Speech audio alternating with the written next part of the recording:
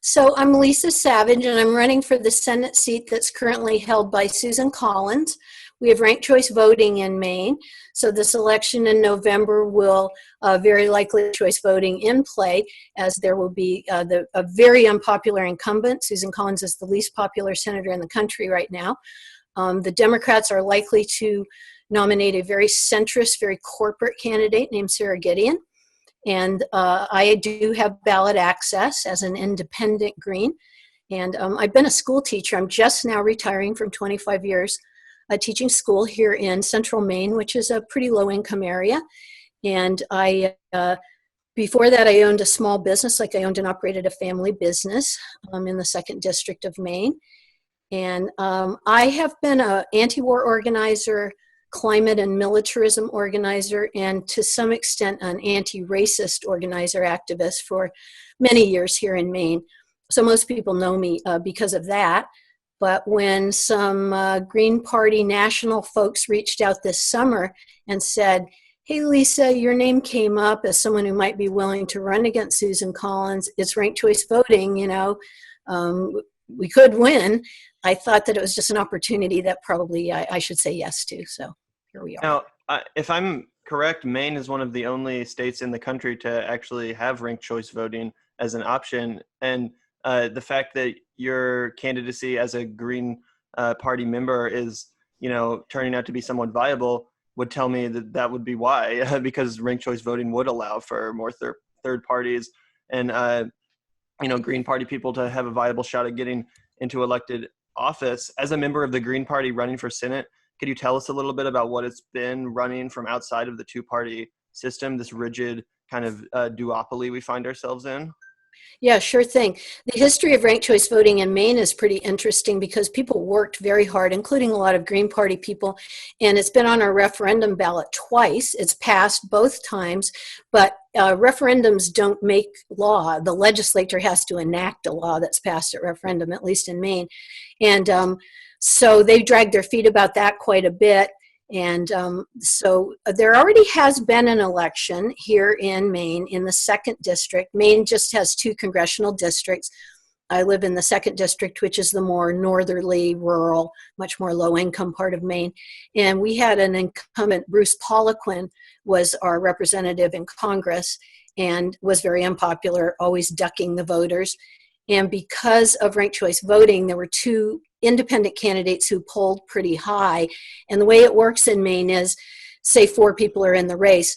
The person that gets the fewest votes, they cross that person's name off and they look, okay, people who picked that candidate first, who did they pick second as their second choice? And they transfer those votes to the other candidates. And until someone gets over 50% of the votes, the election is not over. So it went into 2 rounds, and a fairly relatively unknown Democrat, young Democrat named Jared Golden took the seat from Bruce Poliquin. So probably wouldn't surprise you to know that the Republican Party in Maine has mounted a referendum to block ranked choice voting just for the presidential election in November. The Senate election, my election, that law went through already, and the opportunity wasn't there for them to block it, but they're very concerned to not have ranked choice voting in the race for the White House next time. It's unclear whether they turned in enough signatures to have that block ranked choice voting for the presidential part of the election in November, but remains to be seen. The other thing to know is that I actually tried for ballot access as a Green first. I was a member of the Maine Green Independent Party. And the rules for that were, starting January 1st, you had to collect 2,000 signatures of registered Greens only, and you had to be done by March 15th.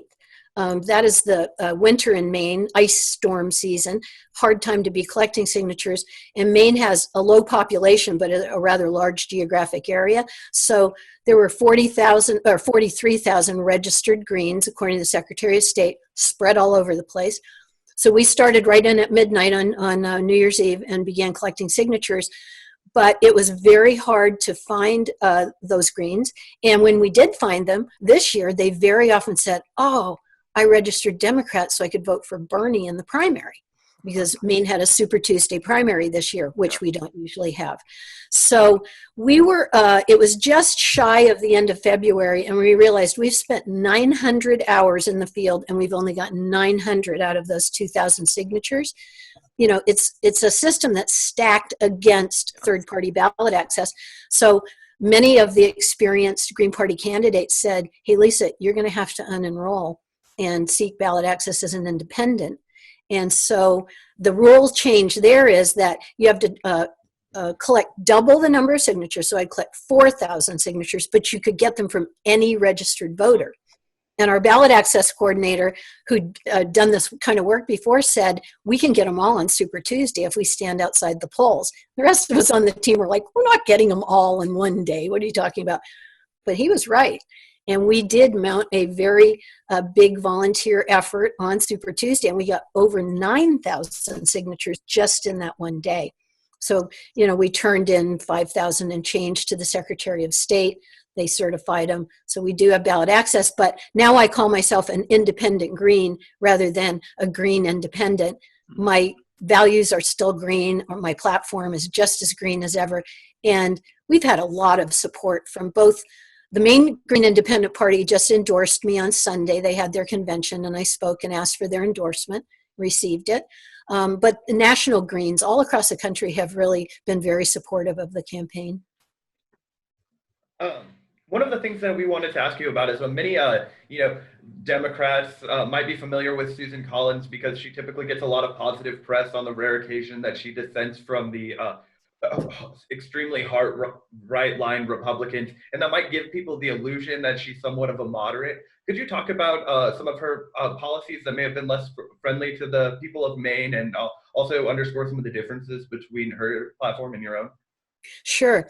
Susan Collins has been in office for 24 years, and she used to have a reputation as a centrist, moderate Republican who would frequently cross the aisle and vote with Democrats on legislation. In particular, many in Maine, I've never voted for, but a lot of the teachers I've worked with over the years had voted for Susan Collins, and the rationale was always she's really reliable on women's reproductive health and rights, and reliable on children's issues such as children's health, education funding, and the like. So many, sort of centrist Democrat women have voted for Susan Collins in the past, but most all the people in Maine that would say that they have lost faith in her would cite her support for Brett Kavanaugh's, nomination and confirmation to the Supreme Court.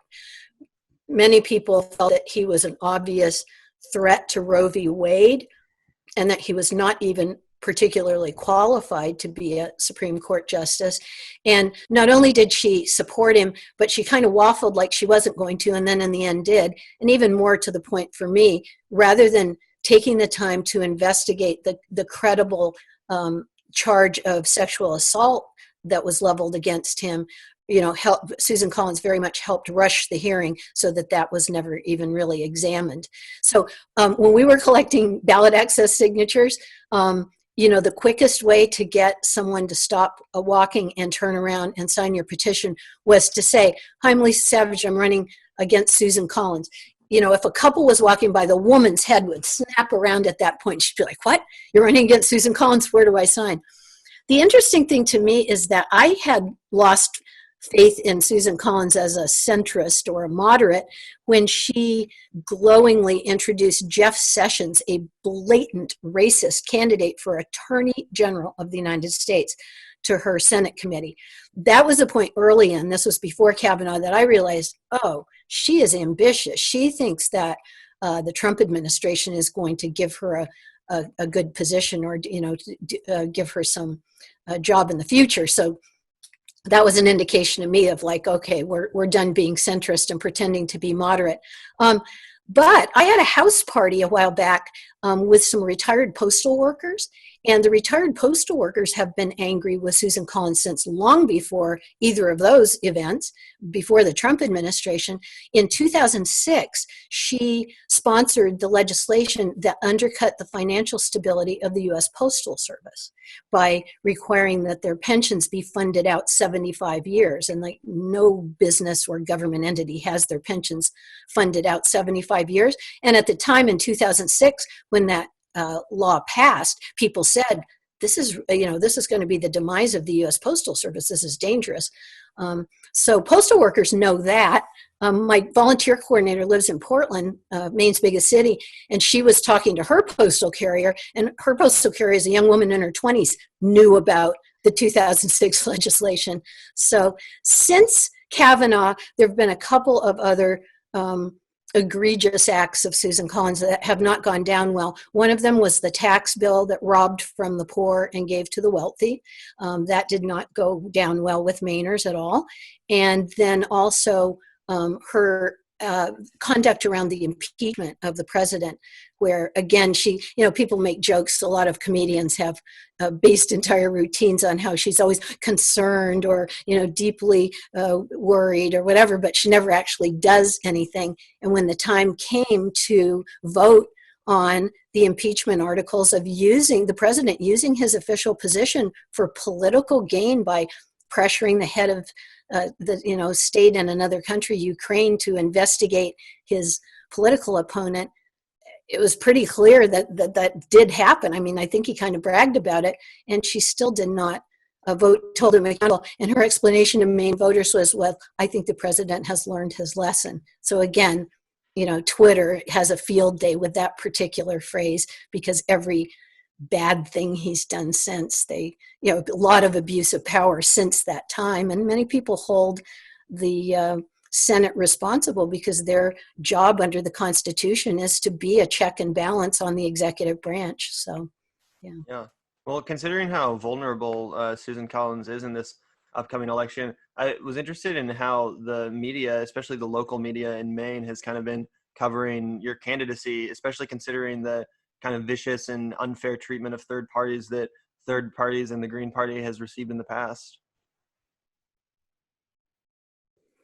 Well, do you think that they're being nice to me, and you're surprised at how nice they're being? I was just wondering how the media has treated your candidacy, and if they've been unfair to the fact that you are running from within or outside of the two-party infrastructure.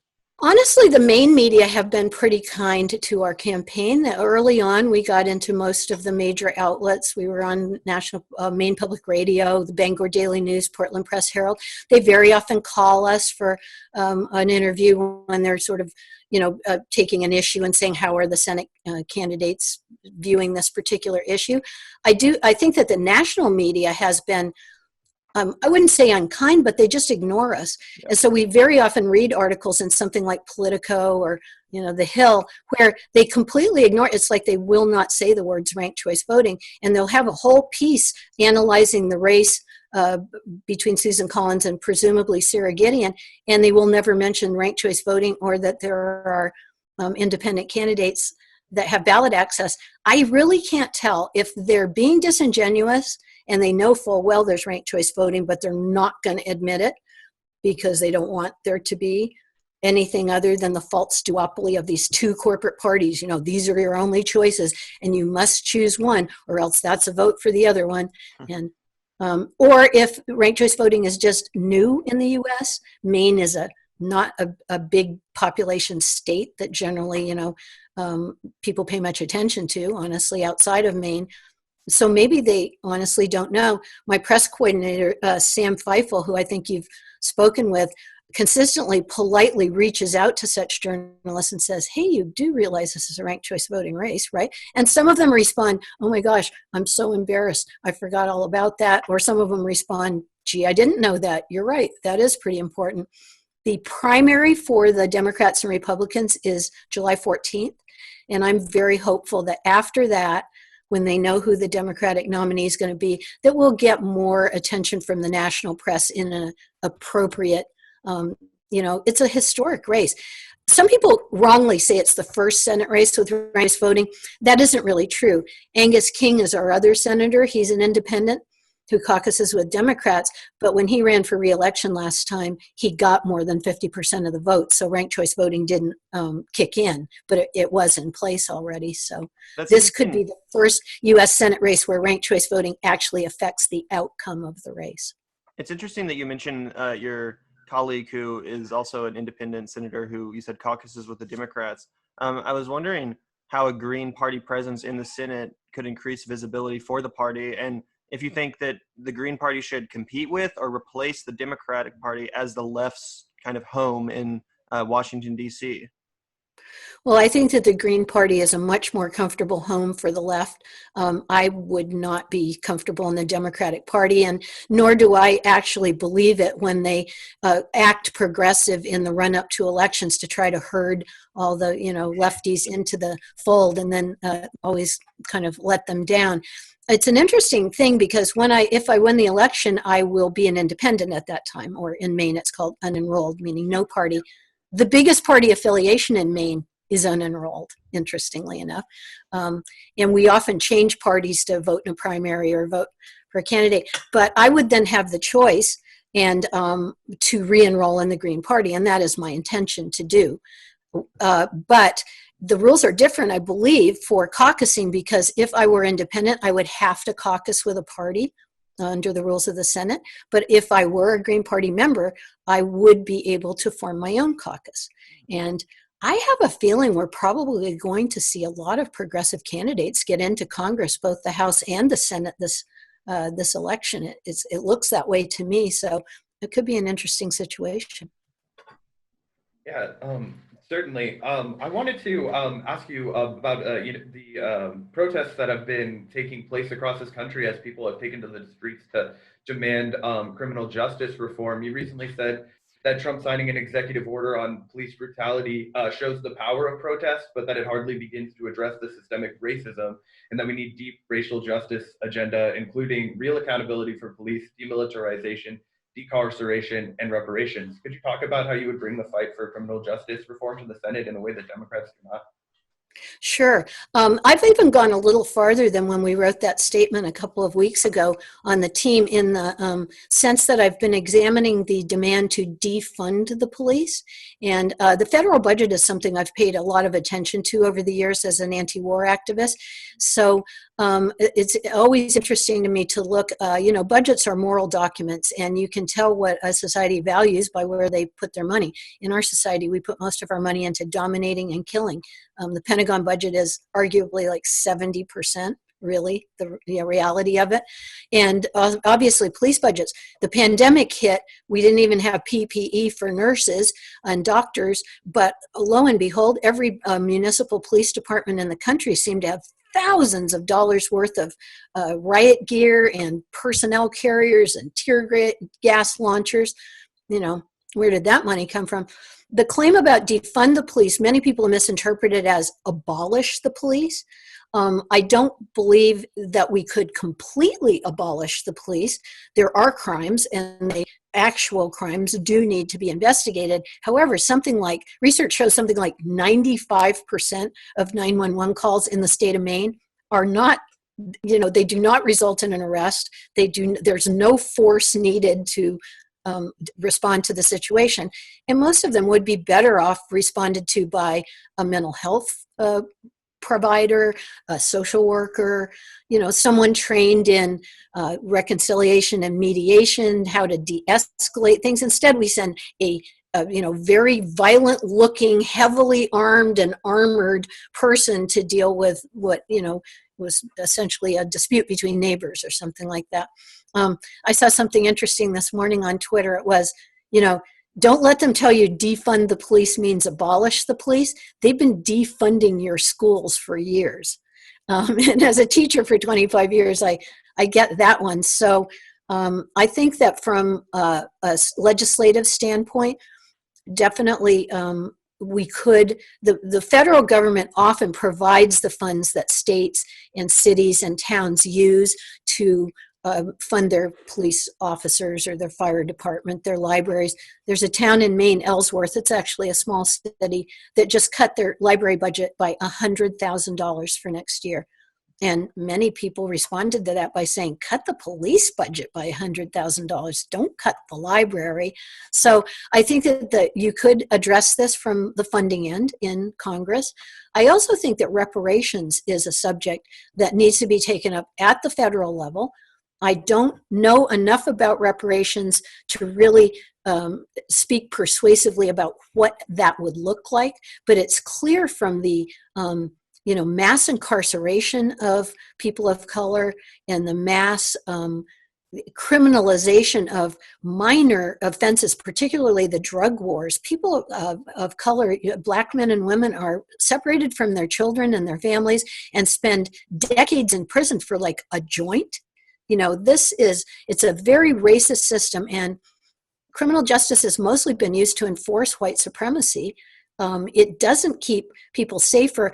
I was on a webinar yesterday where the Portland Public Schools are talking about getting police out of the public schools. That's probably a local matter that the federal government maybe could legislate about. But they had a couple of students, they were young men, high school students that were Black, and they were talking about how when people say, well, we have school resource officers is the euphemism for heavily armed police in high schools, people say that it increases their feeling of safety. But I, as a Black teenager, male, I don't feel safer having a police officer in my school. And teachers often threaten students that are unruly with, I'm going to call the police officer. So it's escalating something that teachers have been dealing with forever into a police matter suddenly. So I do think that reparations are owed. I'm not 100% sure what the best way to structure funding them or delivering them is. It may be that homeownership and possibly funded higher education through grad school would be really meaningful ways of building the kind of generational wealth that Black people have been kept from building. The net worth of a Black family compared to an American, a white family in America is, shockingly disparate. And coming from a white family that was working class, and my mother was super, super poor. Her parents were migrant farm workers in California when she was little, but my father's family had a little bit of a small business and stuff.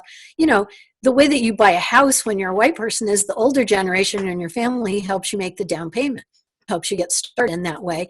And for generations, BIPOC have not had the older generations having that kind of wealth to be able to help them get started or pay for their college education and so forth. The student debt crisis is also a thing that's affecting our entire economy and people of every race and not just BIPOC, but still to take the risk of coming out of college with a 4-year degree where you may or may not find employment that would allow you to pay back the kind of loans you had to take out to get that bachelor's degree. These are things that could be addressed with federal funding, and I believe our society would be not only safer, but fairer. And how are we hold ourselves back so much by failing to open up the opportunities to everyone. I think mostly white people are afraid of competing with immigrants or competing with talented, people of color. But, we really need a cure for COVID-19. Wouldn't we want everyone who's inclined to get a scientific education at this point in history? Wouldn't we want them to do that and make it easy for them, make it possible for them to do that? I just think it's very short-sighted for white people to always feel like, oh, anything Black people get, like I'm going to lose that. I don't really think that's how it works. I think there's enough pie for everybody. Yeah, I think that sort of comes back to Ta-Nehisi Coates' famous piece in The Atlantic on the case for reparation, where he kind of outlines the home ownership and the value that was kind of stolen from Black families as they tried to build intergenerational wealth. One of another points that we wanted to point out too, it's affected overwhelmingly Black populations, but working class white populations in dramatic numbers as well, obviously. We're quickly approaching July, the month where bolstered unemployment checks as a result of the coronavirus pandemic returned to their normal sum, and the country obviously economically devastated by the virus, leaving millions of people unemployed and food and housing insecure. Could you speak to the inadequacy of the government response from both leading parties and about how we can come back from this as a nation and take care of everyone? Sure. The relief bills have shown what our priorities are. Banks got bailed out, Wall Street got bailed out, corporations that they won't even name got bailed out to the tune of billions of dollars, yet Congress has still failed to pass any relief for states or municipalities or schools. The House did pass the HEROES bill. I'm really glad I would not have to vote on that bill because it also bails out lobbyists who I don't think need bailing out. But that's the first, that's stimulus bill number 4, right? And they finally got around to saying, wow, states have lost all this revenue, cities have lost all this revenue, school districts have lost, how are we going to address that? But somehow business, for-profit businesses like cruise ships and airlines got bailed out. Again, our priorities, the reason we get this kind of bad legislation is that the people do not really have a voice in Congress, with a few exceptions. Most of the people serving in Congress were elected after accepting hundreds of thousands of dollars from corporate lobbyists, corporate CEOs, super PACs that launder corporate money so that candidates can claim they're not taking it. That's who their constituents are. That's who they meet with. That's who they legislate for. And the system of government was designed to represent the voice of the people. And because we don't have the people adequately represented in Congress at this point, it keeps on making bad decisions that aren't in the best interest of most of the people. One of the things I used to do when I was an anti-war organizer is do a penny poll. This is where you give people 10 pennies and you give them 10 categories of the federal budget that already exist, those categories. And you say, if you were spending the annual budget, where would you put the pennies? And then when they're done and you tally the data, it always ends up to be the exact opposite of the way the federal budget is being spent. Most people put most of their money in education, then healthcare. Nowadays it might be healthcare followed by education, and very little in the Pentagon. And of course, the federal government puts 7 of those pennies in the Pentagon and then doles out a little bit to the rest. One of the things that's sorely lacking in our country, and the pandemic didn't make this so, but it made everybody see it more clearly, I think, is the lack of Medicare for all, some kind of universal single-payer health program like all other wealthy countries have. In America, your health insurance is tied to your job, which is a ridiculous idea because a recession comes along, boom, you're out of a job. Now you've lost your health coverages too. And really, public health means my health is only as good as the health care of everyone I'm sharing space with. Public health means we're all in it together. I think if we could put in expanded Medicare for all and cover all residents of the U.S., because a virus doesn't care whether a person has paperwork or a green card. It's an epidemiological matter, not a political matter. The subjugation of science to politics in the present day was already very evident in the way the climate crisis was treated as, oh, it's a hoax. Oh, we don't have to do anything. Oh, the weather always changes and so forth. So the science denial that entails was already in place and being leveraged for political gain. And then when this coronavirus hit us, again, we're making decisions about a brand new strain of a virus that no one knows how to cure or prevent, but we're going to make decisions politically about that. Viruses don't care about politics. And if we had a strong national health service like other wealthy countries have, we would have, I believe, better leadership at the top saying, this is our wheelhouse. We know about public health and epidemiology. We're going to make some decisions, allocate some resources. Instead, we had the federal government kind of abdicating its responsibility and saying, okay, states bid against each other for an inadequate supply of masks and gowns and ventilators, and a black market suddenly springing up in these things. that is the effect of people's voice isn't in government and profit being treated as more important than public health. Right. We're talking to the presidential nominee of the Green Party and his running mate, Howie Hawkins and Angela Walker, recently, and they told us about the eco-socialist platform that they're running on and how they're kind of branding their platform along those lines. Can you tell us a little bit about what it is and how you believe we should alter our economic system if we are to curb the carbon emissions and to mitigate the damaging effects of climate change going into the rest of the 21st century? Sure. Well, I'm a big fan of a Green New Deal. That is a Green Party platform policy that was developed some years ago, I believe, by the first Jill Stein presidential campaign, and became popular. And Democrats have adopted it and watered it down. I've been working for many years here in Maine on a conversion campaign, which is essentially a Green New Deal, but it depends upon bringing manufacturing capability around weapon systems and converting it to building instead things that would address the climate crisis. Maine lacks a public transportation system. We really have no commuter rail, for instance, and we're all in our cars way too much of the time. Or clean energy systems could be produced at instead of building warships, which is the biggest employer in Maine, builds warships. So in my belief, it has to be demilitarized to be a meaningful Green New Deal. The original New Deal, of course, was a jobs program during the Great Depression that created employment doing things, mostly working on infrastructure that needed doing, and creating employment, from the federal government in that way. Federal contracting is a very powerful motivator. And this warship factory that I'm talking about very quickly converted a part of its manufacturing capability just last month to building the machines that make those nasal swabs that they use for COVID-19 testing.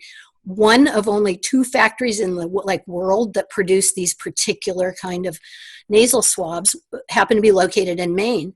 And the way the story goes, Angus King calls the manufacturer and says, could you double production? And they said, we could if we had more space and more machines. So then he calls Bath Iron Works, which is owned by General Dynamics, says, could you build these machines for Puritan Medical Supplies? And they said, yeah, sure, we can build anything here.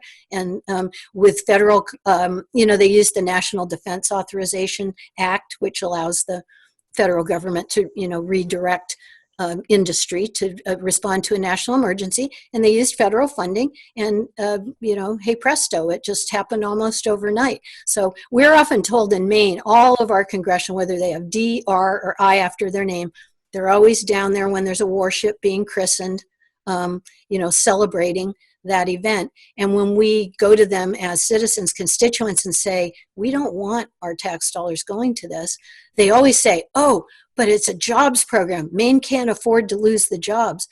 But again, they're playing dumb, because economist research that I've shared with them for years, and I know they know about it, shows that actually building weapon systems isn't a very good jobs program in terms of how many jobs it generates.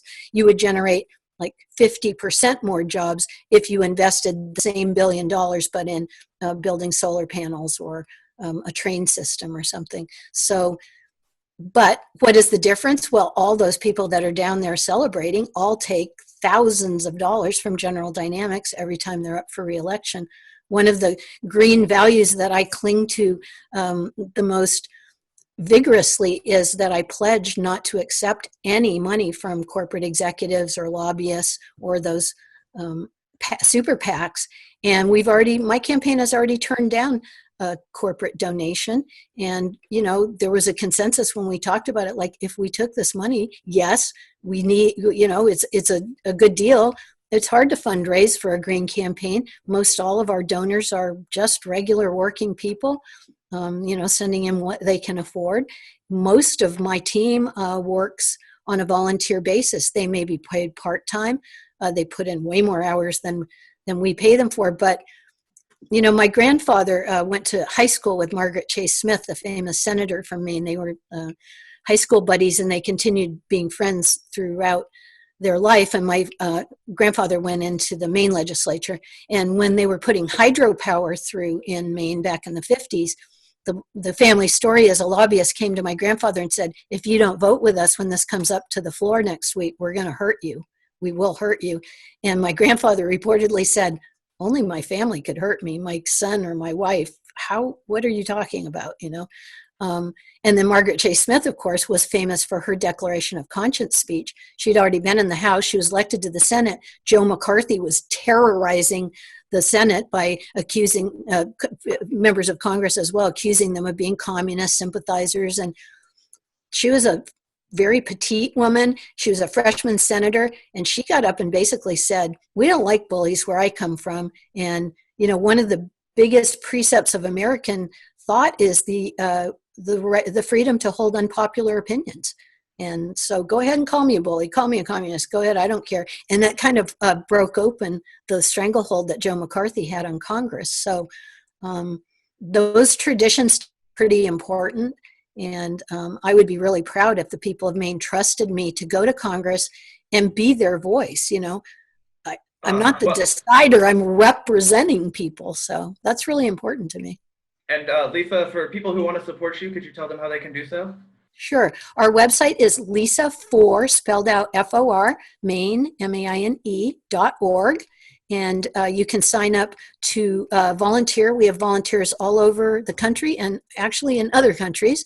And we also would love to have donations to support our work if the people are in a position to do that.